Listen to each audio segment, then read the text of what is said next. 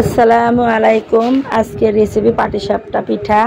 আপনাদের সামনে অতি তাড়াতাড়ি কিভাবে সুন্দর পারফেক্ট পাটিসাপটা পিঠা তৈরি করা যায় সেটা আমি দেখাবো ইনশাল্লাহ। আমার পাটিসাপটা অনেক সুন্দর হয়েছে, দেখতে যেমন সুস্বাদু, খেতেও তেমনই মজাদার। এখানে আমি দেখাচ্ছি কিভাবে আমি গুঁড়াটা তৈরি করেছি। এখানে আমি চাউলের গুঁড়া নিয়েছি পরিমাণ মতন, আর সামান্য পরিমাণে আমি ময়দা নিয়েছি মিশিয়ে, যাতে পাটিসাপটাটা নরম সফট হয়। আর 2 পিস ডিম ভেঙে নিয়েছি, 1 চামচ চিনি আর পরিমাণ মতন লবণ দিয়ে আমি সম্পূর্ণ গুলিয়ে নিচ্ছি। প্রায় আধা ঘন্টার মতন আমি এইভাবে আস্তে আস্তে গুলিয়ে পারফেক্ট একটা গোলা তৈরি করেছি। এইখানে আমি যে পুরটা দিব আমি পাটিসাপটার ভিতরে, সেই পুরটা তৈরি করেছি 1 কেজি দুধ দিয়ে। দুধের ভিতরে আমি পোলার চাউলের গুঁড়া দিয়ে আমি ক্ষীরটা তৈরি করে নিয়েছি, পরিমাণ মতন চিনি দিয়েছি। এখানে আমি একটা প্যান বসিয়ে দিয়েছি, প্যানের ভিতরে সামান্য পরিমাণ আমি তেল মেসেজ করে নিচ্ছি। এখানে আমি পাটিসাপটা পিঠাটা বানাবো। সামান্য পরিমাণে তেল মেসেজ করে নেওয়া হয়ে গেলে, তাওয়াটা গরম হয়ে গেলে আমি গোলাটা দিয়ে দিব। আমি এখানে একটা দিয়ে দিলাম। দেখেন, চুলার হিটটা আমি লো করে রেখেছি।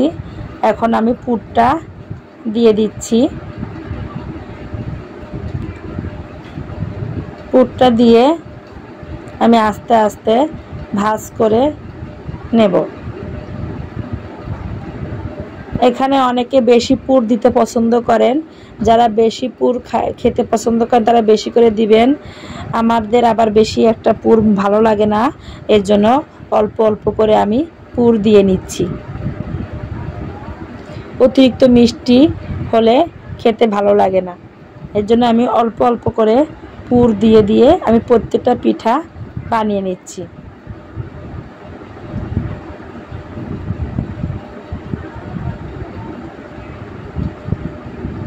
প্রত্যেকটা পিঠা আমি সুন্দর মতন আস্তে আস্তে ভাঁজ করে করে নিচ্ছি।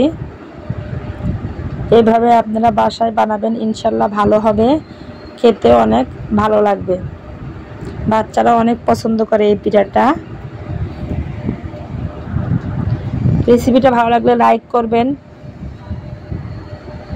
কমেন্ট করবেন। আর এখনও যারা আমার চ্যানেলটা সাবস্ক্রাইব করেননি, এখনই চ্যানেলটা সাবস্ক্রাইব করে দিবেন। এইভাবে আমি প্রত্যেকটা পিঠার ভিতরে আমি অল্প অল্প করে পুর দিয়ে আমি আস্তে আস্তে সুন্দর করে সম্পূর্ণ পিঠে আমি বানিয়ে নিচ্ছি।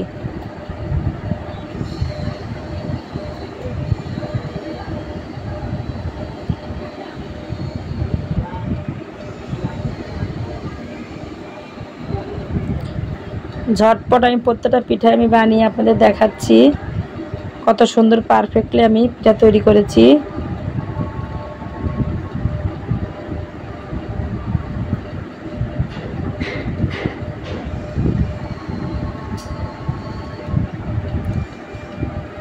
প্রত্যেকটা পিঠা আমি এভাবে বানিয়ে আমি সংরক্ষণ করে নিচ্ছি।